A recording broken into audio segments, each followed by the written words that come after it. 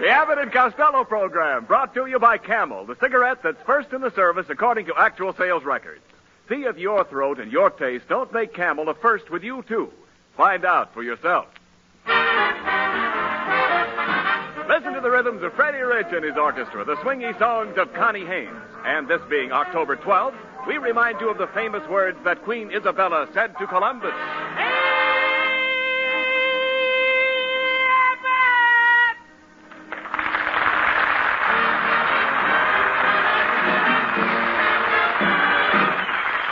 Yes, sir, Columbus discovered America, and America discovered our Camel stars, Bud Abbott and Lou Costello.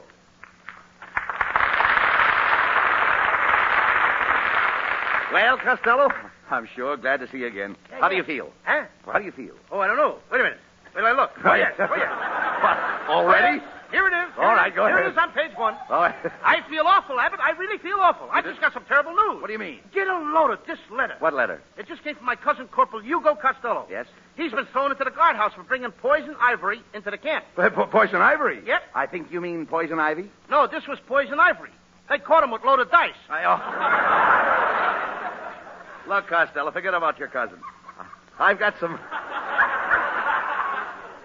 important business to discuss with you. Oh, good. You know that $75 you made this summer working on your Uncle Artie Stebbins' farm? What about it? Well, I'm going to invest it for you today. I'm going to double your money. You're going to double my money? Yes. No, you don't, Abbott. Give me back my $75. What do you mean? I'll double it myself. How? I'll fold it once and put it back into my pocket. Costello, I'm not going to give you that money. You'll only squander it. Besides, I haven't got the money with me. You haven't, huh? No. What's that lump in your sock? Oh, that's my long underwear. How come your long underwear's got Lincoln's picture on it? Costello, there's no use arguing. I've made our decision. You've made our decision. Exactly. What is our decision that you've made? I'm investing your $75 in a gold mine in Gold Tooth, Nevada. I don't want no gold mine. Nonsense, Costello. Do you know of an easier way to make money? Yeah, but Gypsy Rose Lee beat me to it. No. I'd like to do a takeoff on Gypsy Rose Lee. All right, never mind that. Ah, pretty girl. No. Here, put that back. Costello, I can see that you know nothing about mining. Oh, is that so? Yes. I spent all last night mining in my kitchen. Mining in your kitchen? Yeah, council mining. Oh, look. Council mining. I got it. I'll give you one more try. All right. Look, Costello, do you know where gold comes from? No, but I know where it goes to. Yeah, I know. Now give me back my $75. Not so fast. For your information, gold comes from ore. Huh? Gold comes from ore. Gold comes from ore. Yeah. Or what? That's right, gold ore. Oh, thank you. Or what? Or nothing, just plain ore. Look, it's got to be or something. No. You just can't let the participle dangle. It gets in front of the proposition. No. I tell you, Costello, it's just plain ore. Gold ore. Abbott, you shouldn't talk without finishing your sentences. Your grammar is bad. My grammar's bad. Your grammar's bad. I finish my sentences. How do you think your grammar is? Well, she hasn't finished her sentence yet. Listen, Costello, get this through your thick skull. Gold comes from ore. Good. First you dig the gold, then you smelt it. I do what? You smelt the gold. I didn't smelt nothing. I couldn't smelt it. I got a cold. Look, will you please talk sense, Costello? I mean, you dig up the gold, and then you smelt it. Not me, Abbott. I ain't digging it up. Why not? If it's going to smelt, why dig it up? Let it stay in the ground. But, Costello... Not if it's going to smelt. Now, look. Pile the dirt on. Now, wait a minute. Look, but... Bury it deeper. I know. Look. Way All down. right, look, will you please be quiet? In order to refine the gold, you've got to smelt it. You smelt the gold ore. The gold ore what? No. Now, don't start that again, please. You smelt the gold, and it comes out refined. It comes out refined. That's right. That don't make sense. Well, what do you mean? Well, if the gold is so refined, why does it smelt? No. You still don't understand, Lou. First, you dig into the ground until you strike a vein of gold. A vein of gold? Certainly. Gold comes in veins. Is that why your veins are so lumpy? No. Listen, I'm not talking about my veins. Well, I am. Well, whose veins are you talking about? The veins I'm talking about are in the ground. And as you dig down deeper, you find that the veins get closer and closer together. Oh, just like my grandfather. Your grandfather? Yeah, he's got very, very close veins. No. Will you stop talking and start listening? As you follow the veins down into the ground, you finally come to the main vein. That's where you strike your mother lode. I beg your pardon? That's where I strike what lode? The mother lode. The mother lode. You strike the mother vein. How dare you? Now, Abbott, you and me is going out in the alley. You have impugned on my good name. What do you mean? Now, I'm a good-natured dope. You know that, Abbott. I know that. Now, you can abuse me all you want. And I've stood a lot from you. All right. I have taken many, many insults, but I didn't mind, because I'm beneath that. But at last you have hurt and besmirched my honor. What in heaven's name are you talking about? I didn't mind when you told me that gold smelt. And I didn't care when you told me that even my refined gold smelt. I even forgave you, Abbott, when you said gold ore. And you refused to tell me or what. But when you asked me to go down into that mine and strike my mother in the vein while she was carrying a load, that did it.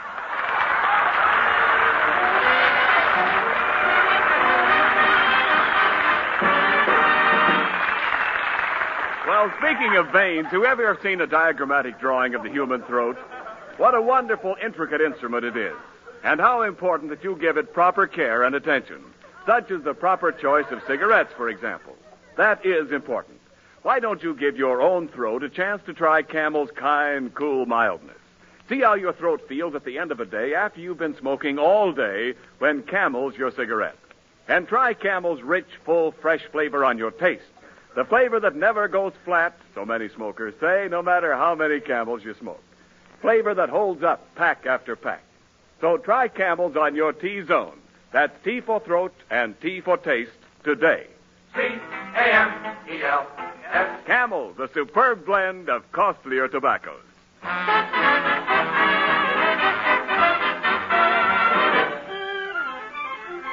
Well, though we don't know whether Lou Costello will find gold, we do know that Freddie Rich and his orchestra will strike a vein of popularity when they dig straightened up and fly right. Start digging.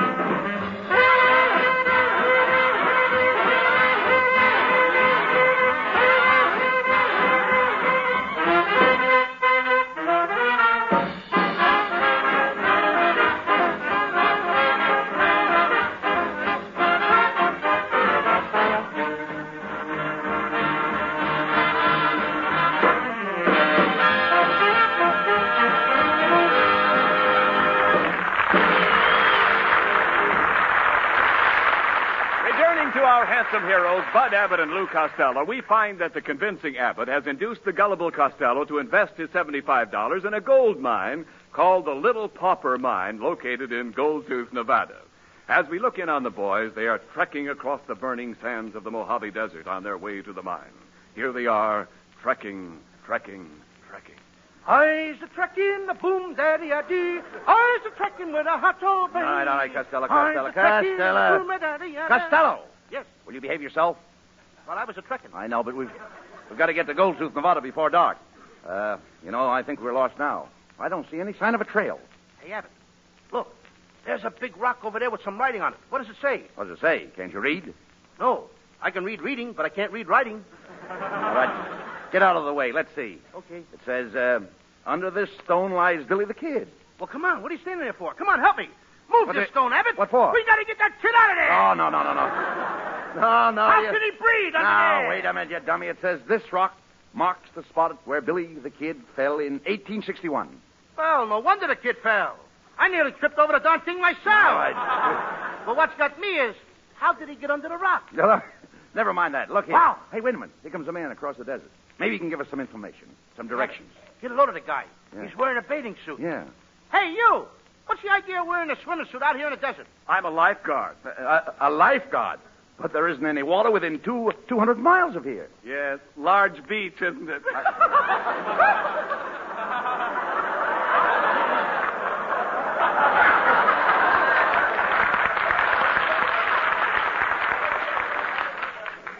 Hey, was that guy real, or am I seeing a garage? Garage. The word is mirage. Oh, no, Abbott. Mirage is what my mother puts on top of her pies. Lemon mirage pie. No, you don't mean mirage. You mean meringue. Meringue. Meringue? Yes. Oh, no. That's what we use in our house instead of butter. Butter. You use meringue. Yeah, oleo margarine meringue. Oh. Slippery stuff, too. All right. Can't hold it in your hand, the powder. Yeah, I know all about that. Come on, Powder. Costello. We've got a long way to go before we get to the mine. Hey, look. There's an Indian coming out of that cave over there. Maybe he knows the way. Well, if it's an Indian, Abbott, let's run. What He for? probably wants our scallops for dinner. Fried scallops with head lettuce. Now, don't be such a coward. He's just a peaceful Indian selling blankets. I'll speak to him. How much cost them blankets, Chief? $15. But, Chief, $15 for that blanket. You make 'em price too high. What's high? That's strictly OPA ceiling price. Costello, it's Kitzel. Could be. How's with you, my hippie chappie? Hey, Kitzel, are you an Indian? With certain reservations, yes. Oh, wait a minute, Kitzel. Yes. Those are phony Indian blankets you got there. Why? Look, it says right here, made in Cleveland. Oh, pish posh, didn't you ever hear of the Cleveland Indians? Look, Kitzel, we're trying to get to Costello's mine in Gold Tooth, Nevada, and we lost our way. Can you tell us where we can get an Indian guide? Oh, now, don't be so uppity-poppity. I'm an Indian. When I hear you call, All right. I love you. Kitzel, will you keep quiet a minute? Oh, Tonto. All right, never mind. Victor! All right. And away! All right. Look. Kitzel, you're a pretty anemic-looking Indian. He must be a half-bleed. Half-bleed. He called me a half. I don't like it. Look, Kitzel, I don't like it here either. Now, where can I get a drink around here? I'm awful thirsty. Well, now, here, just try a little sip of this homemade cactus juice here. Oh, good. Okay, I'll try it.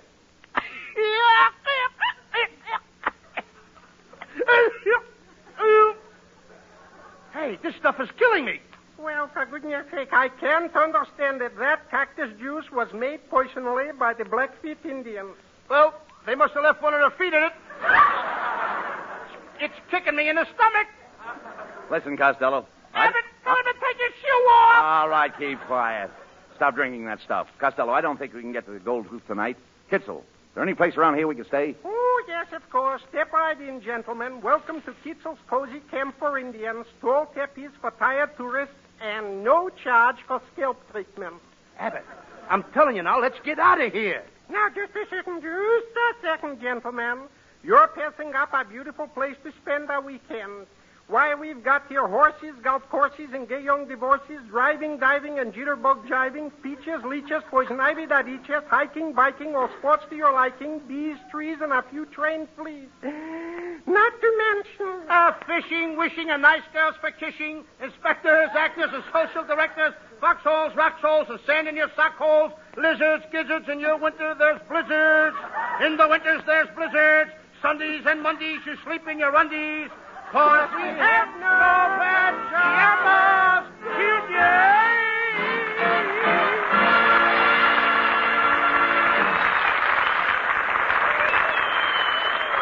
temporarily relieve our gold prospectors, Bud Abbott and Lou Costello, to face the pleasant prospect of hearing our golden-voiced gal, Connie Haynes, sing It Could Happen to You.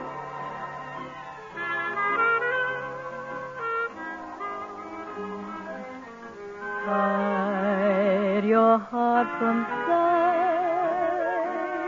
lock your dreams at night. It could happen to you. Don't count stars or you might stumble.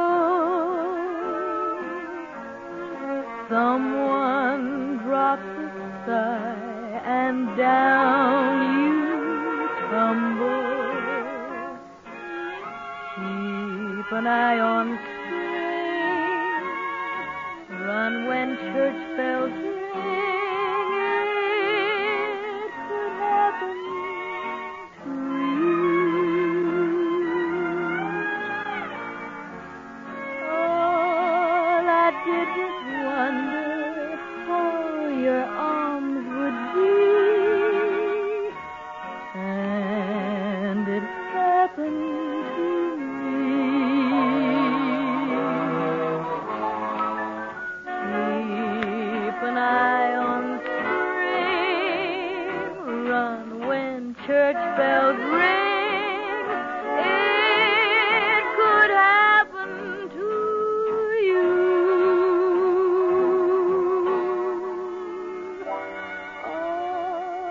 I did was wonder how your arms would be,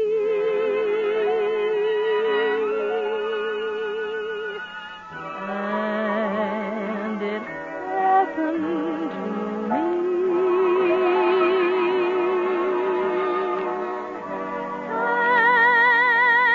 And it happened.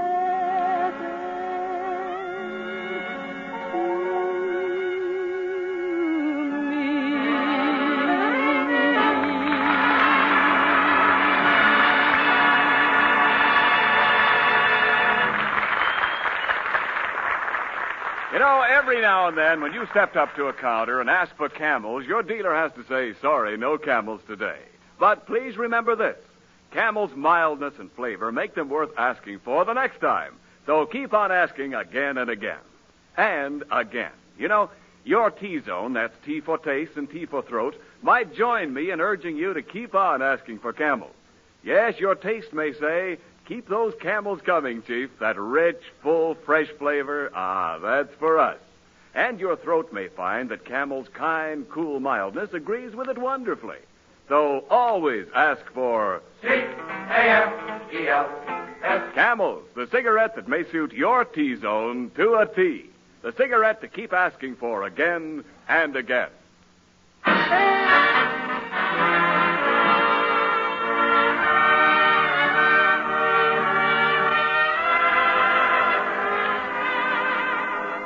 Well, here we are at last, Costello in Goldtooth. Oh, boy. Hey, are we here in Goldtooth? Yes. Let's start drilling. Oh, come.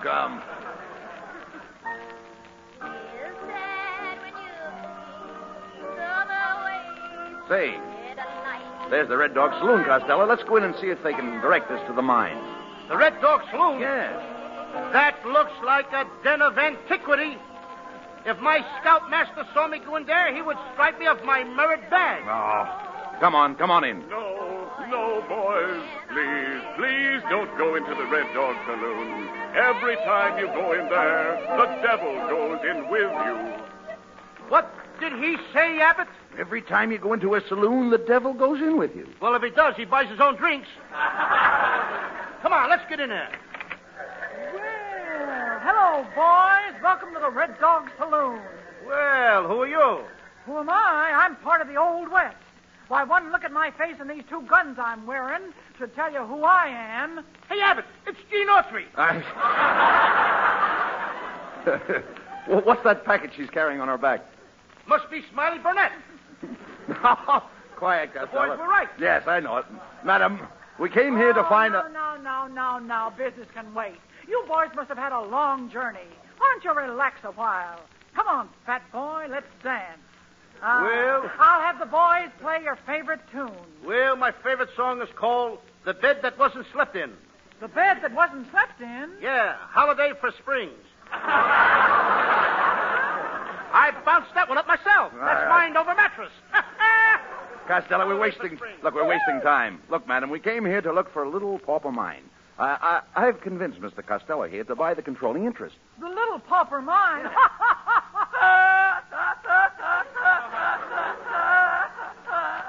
Be careful where you drop that one, lady. They're 72 cents a dozen.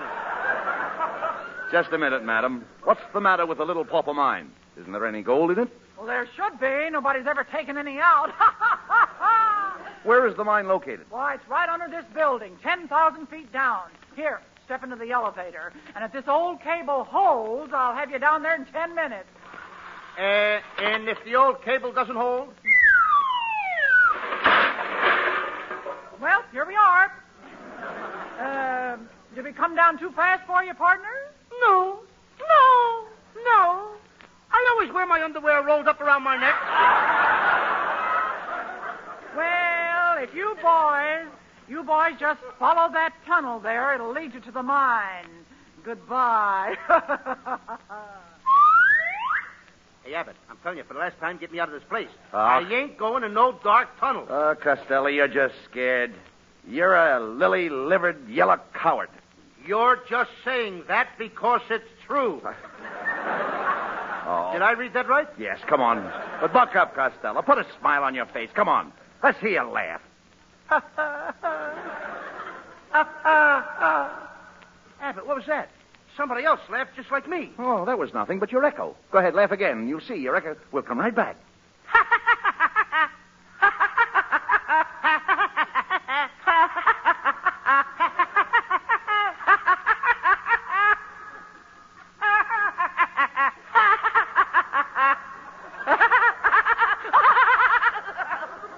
Hey, Abbott, somebody tickled my echo.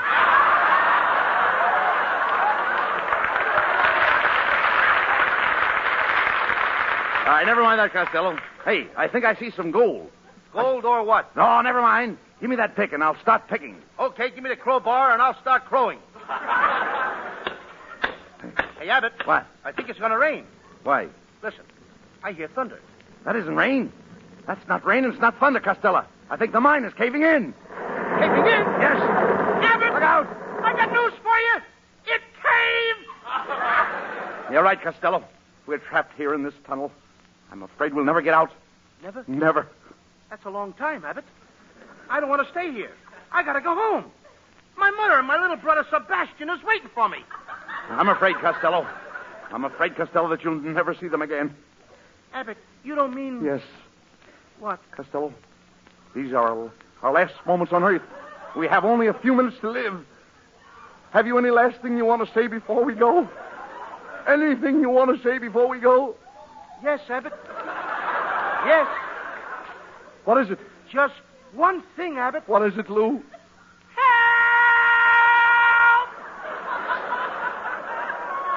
It's no use yelling, Costello.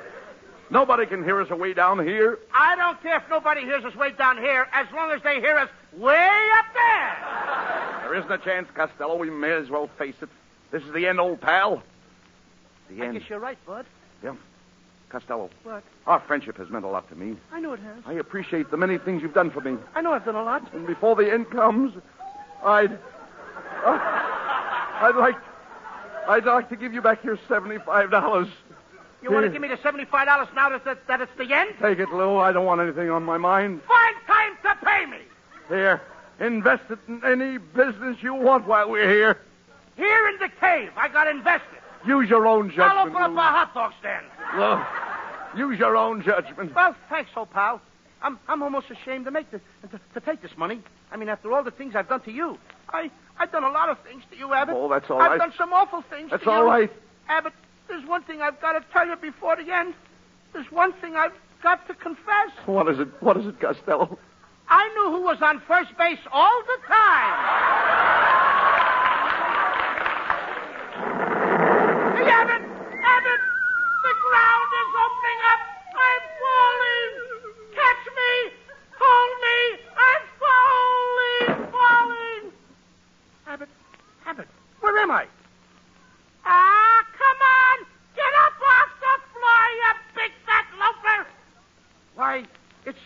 Sebastian. Me own little brother Sebastian. Oh, what are you doing down here in the gold mine?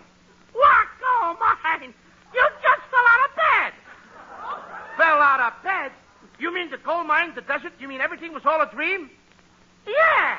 You've been sleeping since last Tuesday. If you don't get up, I'll throw a pail of water on you. Oh, yeah? Yeah. Oh, yeah? Yeah. Oh, yeah? Yeah. You know, this could develop into a very dull conversation. Now, look, you better get downstairs right away, Sebastian. Come on. Ma's got your breakfast ready. How do you know? Oh, come on now. I'm mixed up. Now, go on. Go on now. Go on, kid. All right, I'll get down for breakfast. I smelt the bacon. Wait a minute. You can't smelt bacon. You can only smelt ore. Or what? Cut that out, Sebastian. I went through all of that with your Uncle Bud. I've had a terrible night, and I don't want to get no arguments with you. You know I love you, Sebastian. Now, why do you come in every morning and pick on me? What's the matter with you?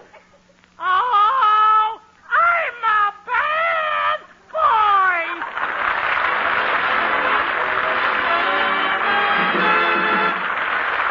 We'll bring Abbott and Costello back to you in just a moment. But in the meantime... Thanks to the Yanks of the Week. Tonight we salute Private First Class Alton W. Knappenberger of Spring Mountain, Pennsylvania, wearer of the nation's highest award, the Congressional Medal of Honor. It would take this whole half hour and another to cover all of this one-man Anzio army, as they called him on the Italian front. In your honor, Private Knappenberger, the makers of camels are sending to our fighters overseas 400,000 Camel cigarettes. Each of the three Camel radio shows honors a Yank of the Week by sending free 400,000 Camel cigarettes overseas, a total of more than 1 million Camels sent free each week. In this country, the Camel caravans, traveling from camp to camp, have thanked audiences of more than 4 million Yanks with free shows and free Camels. Camel broadcasts go out to the United States 3 times a week, are shortwave to our men overseas and to South America. Listen tomorrow to Jimmy Durante and Gary Moore. Monday to Bob Hawke in Thanks to the Yanks. And next Thursday to Abbott and Costello. Well, as we promised, here are Bud Abbott and Lou Costello for a few final words. Thanks, Ken. Come on, Costello. Let's get going to the mine and dig up the gold ore. Now, look, Abbott, let's forget the whole thing. Forget it. Why, you're turning down a fortune. A slice of that mine is a bonanza. Okay, you talked me into it. If you give me a bottle of cream, I'll go. A bottle of cream? Sure. I'm nuts about sliced bonanza and cream. Good night, folks. Good night, everybody. Good night, everybody in Patterson. Good night.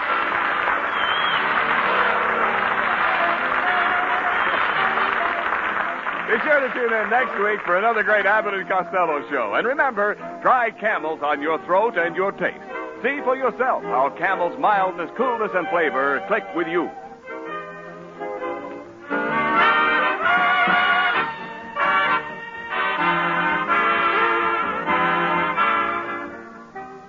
More pipes smoke Prince Albert than any other tobacco in the world. The whole wide world. And when anything becomes that popular, there must be a reason. There are a lot of reasons why Prince Albert will put new pleasure in your good old pipe, too. The flavor, wonderful.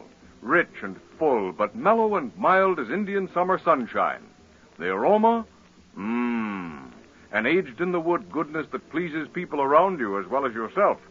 And Prince Albert is crimp cut for the firmest packing, smoothest drawing, and cleanest burning a smoker could ask for. And it's no bite treated for the happiness of your tongue. And what a bargain. There are just about 50 thrifty pipefuls in one red 2-ounce package of Prince Albert. So start on PA today.